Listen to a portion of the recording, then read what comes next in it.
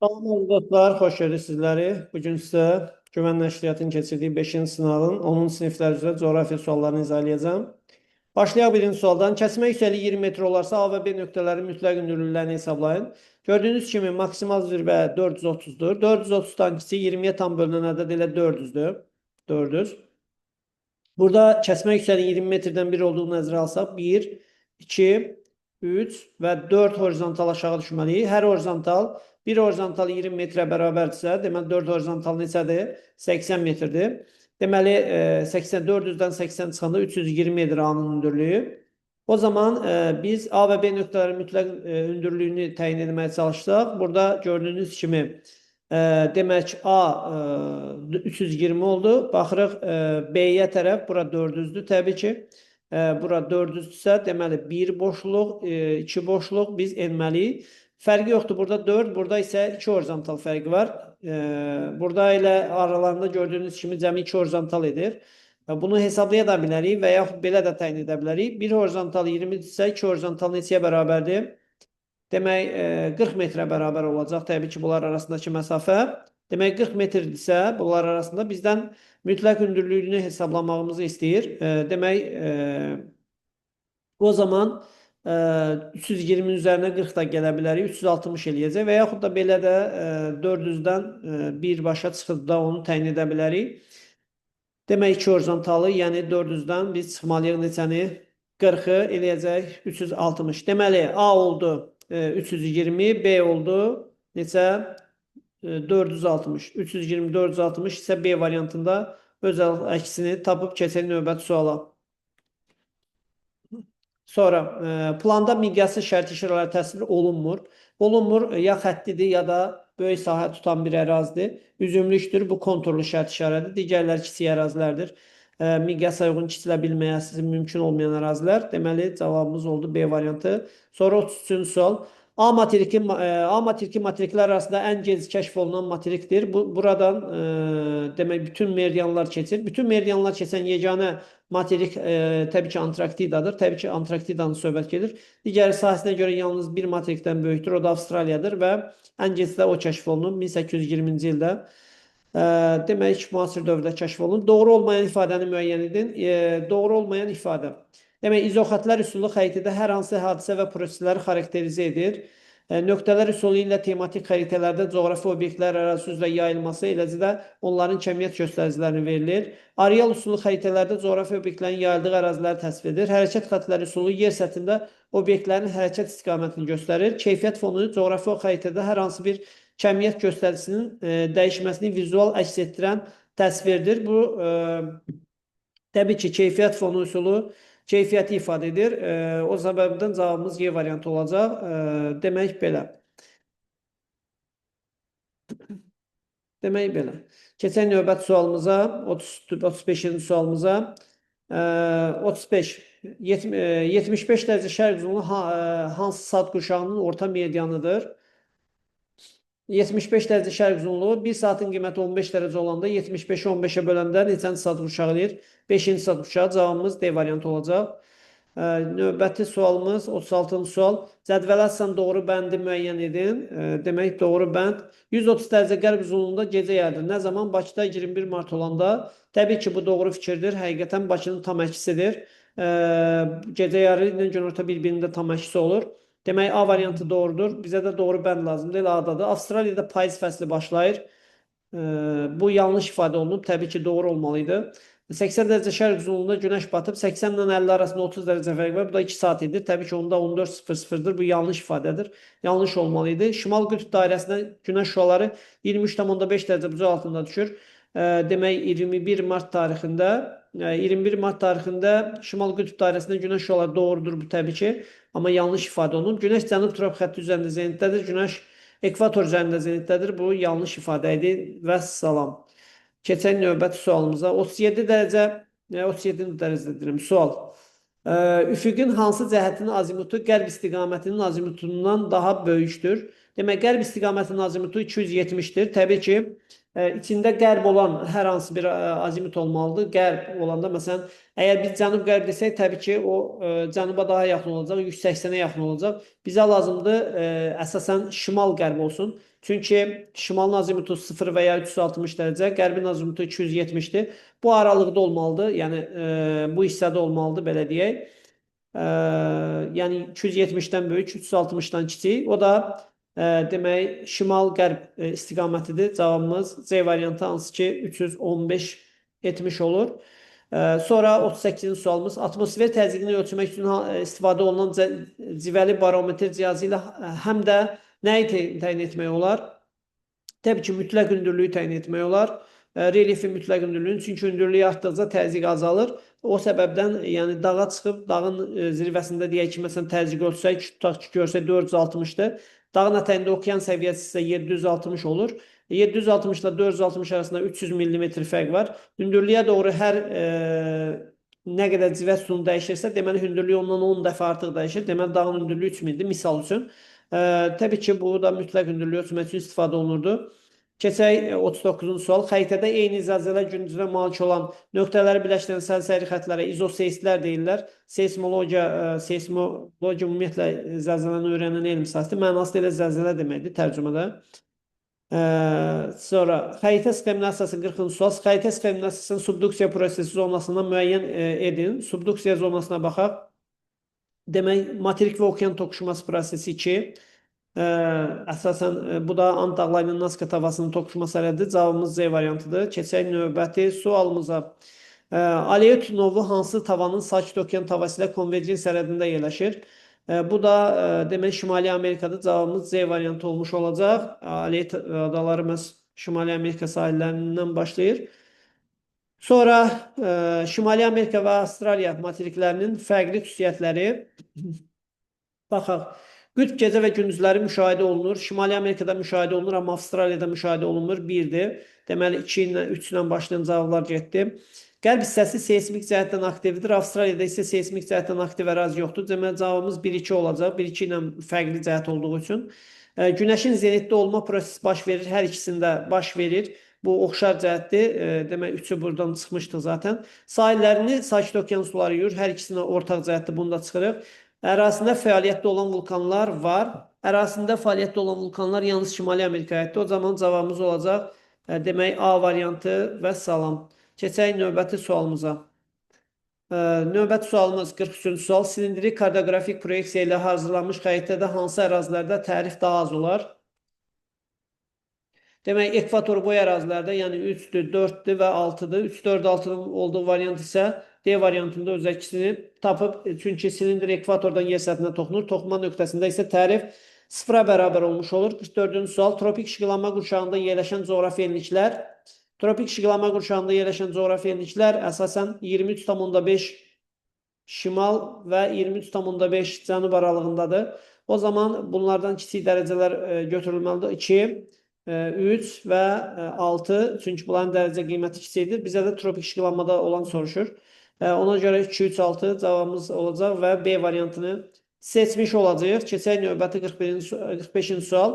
Eyler-Venn diaqramına əsasən uyğunluğu müəyyən edin. Sakit Okean tavası, Afrika tavası. Yalnız okean yer qabığına malikdir. Bu Sakit Okeana aiddir. 1.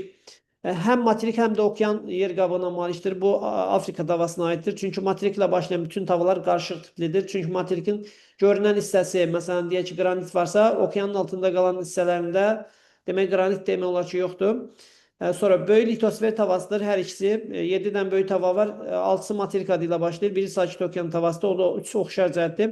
Ərəbistan tavası ilə həmsərhəddir. Ərəbistan tavası ilə təbii ki, Afrika həmsərhəddir. Ona görə bunu biz Afrikaya aid etmiş olacaq. Bizim cavabımız olacaq 1-ə 1. 1-ə 1 demək, 1-ə 1 olan cavabımız D variantındadır. 2-ə 2, 4. Bir də 3-ə də 3 variantı D variantında öz əksini tapıb növbəti sualımız 46-cı sual. Hansı materikin ucqar nöqtəsi şimal yarımkürəsində yerləşir? Demək, hansı materikin ucqar cənub nöqtəsi təbii ki soruşur. Cənub nöqtəsi, deməli, burada Avstraliyadan söhbət gedə bilməz. Antarktidadan söhbət gedəməz, Afrikadan söhbət gedəməz, Cənubi Amerikadan söhbət gedəməz. Şimali Amerikada, çünki Şimali Amerika tamamilə şimal yarımkürəsindədir. Onun bütün uzqar nöqtələri şimal yarımkürəsində yerləşir. 47-ci sual Mantia qatı ilə tam əhatə olunmuşdur. Demək, Mantia qatı ilə tam əhatə olunmuşdur. Hansı? Çökmə qatı, nüvə qatı. Təbii ki, Mantia qatı ilə tam əhatə olunmuşdur. Hansı qat? Nüvə qatı əhatə olunub. Təbii ki. Mantia nüvəni örtüb də aydın məsələdir. Sonra doğru sıraları müəyyən edin. Mərmər əhəng daşından çevrilmiş metamorfik suxurdur, düzdür. Bir düzdür. Qranit çökmə mənşəlidir, səhvdir. 2 səhvdir. Bir düzdür, 2 səhv. Demək, 2'ləri çıxırıq, 2'lər getdi. 1 ilə başlayacaq, onda 3 səhvdir. 3 ilə başlayan daha doğrusu variant səhvdir. Daş kömür üzvi mənşəlidir. Bəli, bitki qalıqlarından yaranıb. Düzdür. Onda cavabımız A variantıdır. 6'ya baxaq. Çay daşı tikinti material kimi istifadə olundu doğrudur. Kvarsit maqmatik suxur deyil, metamorfik suxurdur. Qum daşından çevrilib. Qneys bitki və heyvan qranit çevrilir qneysə. Təbii ki, bu da yanlış ifadə idi. O zaman bizim cavabımız bəllidir. 1-3-6 A variantını seçdik. 49-cu sual. Şimali Amerikada yerləşən vulkanları seçin. Demək, Mamatombo vulkanı, Shasta vulkanı, Rainier vulkanı. Elə cavabımız A variantıdır.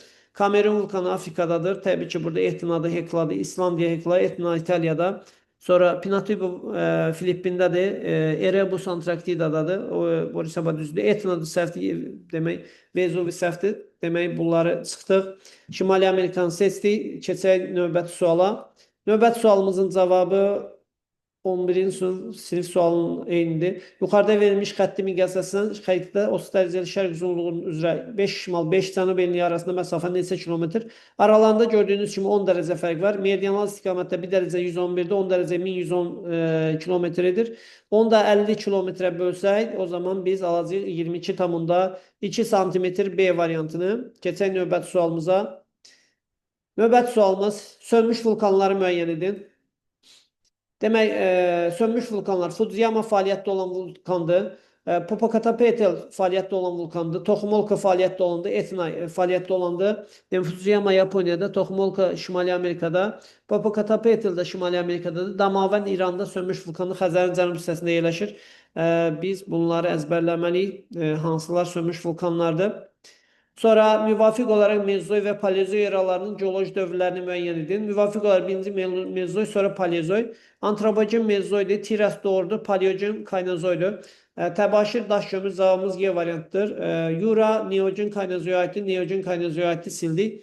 Deməli, 3-cü suala baxırıq. Şimal tropik xətti ilə kəsişən materiklərə aid ümumi xüsusiyyət. Şimal tropik xətti ilə kəsişən materiklər Avrasiyadır,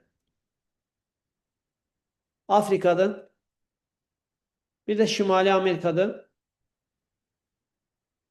İndi baxaq, ümumi 3 yarımkürədə yerləşir. Afrika 4-dədir. Mülayim işıqlanma qurşağı var. Bu doğrudur. Üçündə də var. Çünki tropik xətti kəsirsə zaten bir hissəsi tropikdən böyük əraziyə düşür. 23-dən böyük. O zaman mülayim işıqlanma qurşağına düşürlər. Fəaliyyətdə olan vulkanlar var. Düzdür. Avstraliyadan başqa hamısında var zaten. Bizə ortaq cəhət soruşur. Qütb ulduzu görünür. Bəli, üçündə də görünür. Şimalda ərazi varsa zaten görünməlidir. Çünki qütb ulduzu ekvatordan şimalda görünür. Ekvator xətti ilə kəsişir. Bu ancaq Afrikaya aiddir. Cavabımız 2-3-4 olacaq. Keçək növbəti sualımıza. 54. İcmal xəritələri müəyyən edin. İcmal xəritələr milyonlu xəritələrdir. Demək, milyonlu xəritələrdirsə onda bizim sualımızın cavabının biri demək olacaq 3, 9 milyon. İkincisi olacaq 6 milyon 5 və nəhayət 6-cı olacaq. O da eləyir nə qədər? 20 milyon icmal xəritələr. Demək 1 milyon və ondan daha kiçik olan miqyaslardır. Bu isə birincisi 25 mindir. O topografikdir. İkincisi 650 mindir. Bu icmal topografikdir, orta miqyaslı. Dördüncüsü də 400 mindir. O da icmal topografikdir. Ona görə onları çıxdıq cavabdan. Keçək növbəti sualımıza. Növbəti sualımız. Demək, 1 bölünsün 6 milyon 500 min ədədi miqyasını izahlı miqyasa çevirin. Təbii ki, burada vergülü 5 rəqəm sağdan sola gətirməliyik və nəhayətində qalacaq neçə? Demək, 1, 0, 2, 0, 3, 0, 4, 0, 5, 0 gedir. Niyə? Çünki vergüldən sonra bütün rəqəmlər sıfırdır. O zaman 1 santimetrə uyğun gəlir 65 kilometr. Keçək növbəti sualımıza. Növbəti sualımız Bizim nədir? Demək, 56-cı sual. 75 dərəcə şərq uzunluğunda yerləşən Bişkek şəhəri ilə Bakı şəhəri arasında yerli vaxt fərqini təyin edin. Bildiyin dəqiqə ilə özdə istəyir. Bizdə 50 dərəcə şərqdir, o isə 75 dərəcə. Gördüyünüz kimi 25 dərəcə fərq var. 1 dərəcənin qiyməti dünya 1 dərəcəni 4 dəqiqə zaman çərçivəsində dönür. 25 dərəcə fərqimiz varsa, bu da 100 dəqiqə fərq etmiş olacaq. Keçək növbəti sualımıza. Uyğunluğu müəyyən edin. Seismoqraf, kurvimetr, qnomon. Demək, seismoqraf zəlzələni müəyyənləşdirir. Deməli, 1-ə Y variantı. Kurvimetr demək, məsafəni ölçür, xəritələrdə əyri xətlərin uzunluğunu ölçən cihazdır. B variantı. Və qnomon isə günəş üfüqdə cəhətləri təyin etməyə imkan verir. Təbii ki, o da A variantında öz əksini tapıb nisbi hündürlüyü niveller vasitəsilə ölçürük. Bunu götürməyəcəyik. Havanın temperaturunda termometr vasitəsilə ölçmüş oluruq. O zaman bizim cavabımız uyğun gələnlər seçildi. Demək, Buxara şəhəri 40 dərəcə şimal enliyi və 64 dərəcə şərq uzunluğunda yerləşir. Bu şəhərlə eyni enlikdə yerləşən Pekin şəhəri arasında 3 saat 28 dəqiqə yerli vaxt fərqi var. Pekin Buxara şəhərindən şərqdədir. Baxaq görək bizdən nə istəyir. Demək, Pekin şəhərinin coğrafi uzunluğunu hesablayın. Burada baxırıq. Buxara neçə dərəcə şərqdədir? 64 dərəcə şərqdədir. Şərq uzunluğunda. Pekin isə ikisi adı bilmirik. Əslində Pekini bilməliyik, çünki Pekinə aid hissə test toplumunda bir neçədən sual var. 3 saat, demək 3 saat 28 dəqiqə fərqləri var. Bilirik 1 saatın qiyməti 15-dir, 3 saatın qiyməti 45 edir. Dəqiqə də 1 dərəcə 4 dəqiqədir. 28-i 4-ə böləndə 7 edir. 7-ni də gəlsə 45-in üzərinə, bu eləcək 52 dərəcə. Demək, fərqləri var. 45 o da 7 eləyəcək 52 dərəcə. Bu Pekin şərqdə olduğuna görə 64-ün üzərinə gələcək. 64 üzərinə gəlsək 52-ni. Bu da eləyəcək neçə? 116 dərəcə şərq uzunluğu. Demək, Pekin şəhərinin coğrafi uzunluğunu hesabladıq. Sonra keçək növbəti 59-cu situasiyamıza. Buxara və Pekin şəhərlərinin yerləşdikləri saat qurşaqlarını yazın. Buxara 64 dərəcə şərqdədirsə, 64-ü 15-ə böləndə demək eləyir 4 dəfə 60 qalıq 4 qalır. Qalıq 7,5-dən kiçik olduğuna görə elə 4-cü saat qurşağında yerləşəcək. Deməli, o olacaq 4-cü saat qurşağı. Pekin şəhəri 116-dır. 116-nı bölsək biz 15-ə. Demək, 7 dəfə edir. 7-dən 15, 105 edir. Burada 1, qalıq 11 qalır. 11, 7,5-dən böyük olduğuna görə üzərinə 1 əlavə edirik və 8-ci saat qurşağı etmiş olacaq. Onda Pekin yerləşəcək 8-ci saat qurşağında. Nəhayət 60-cı sual. Buxara şəhərindən Pekin və Bakı şəhərlərinə qədər olan ən qısa məsafəni hesablayın. Burada demək, gördüyünüz kimi Buxara ilə Pekin arasında 52 demək, bunu silək. Altından yazaq, rahat olsun deyə. Demək, gördüyünüz kimi hər ikisi 40 dərəcə şimaldadır. Bakı və Pekin Buxaradan deməli Buxara yazam bura. Demək, bu 64, yəni Buxara 64 dərəcə şərq uzunluğunda, Pekin isə 116-dadır. Aralarında dediyimiz kimi 52 dərəcə fərq var, düzdürmü? O zaman biz 52 dərəcəyə görə məsafəni təyin etməliyik. 52-ni vurmalıyıq neçəyə? 85,4-ə. 85,4-ü vurmalıyıq 52-yə ki, məsafəsini tapaq. Hesablayalım, çünki onların ən qısa məsafəsi soruşur. 2 4-ün 8 edir, 2 5-in 10, o da 0 1 yadda, 2 8-in 16, o da 1 17 demək. 5 4-ün 20, 5 5-in 25, o da 2 demək ki, eləyəcək 27. 5 8-in 40, o da 2 42. Buradan gördüyünüz kimi 8 0 4 3, o da 1 4 4. Demək, cavabımız olacaq Pekindən Buxara şəhərinə qədər olan məsafə 4440,8. Demək, 4440,8 etmiş olacaq vergülə görə təbii ki. Bakı şəhəri ilə isə demək Buxara 64 dərəcədədir. Bakı isə neçədədir? 50-də. Aralarında gördüyünüz kimi 14 dərəcə fərq var. O zaman 14-ü vuracağıq 85,4-ə ki, bu paralel üzrə 1 dərəcənin qiyməti 85,4-ə bərabərdir. 14-ə vuraq 4 4-ün 16, 1 yadda. 4 5-in 20, o da 1 21, 2 yadda. 4 8-in 32, o da 1 33. 1 4-ün 4, 1 5-in 5, 1 8-in də 8 etmiş olur. Demək 6, 5, 8, bu da eləyəcək 11.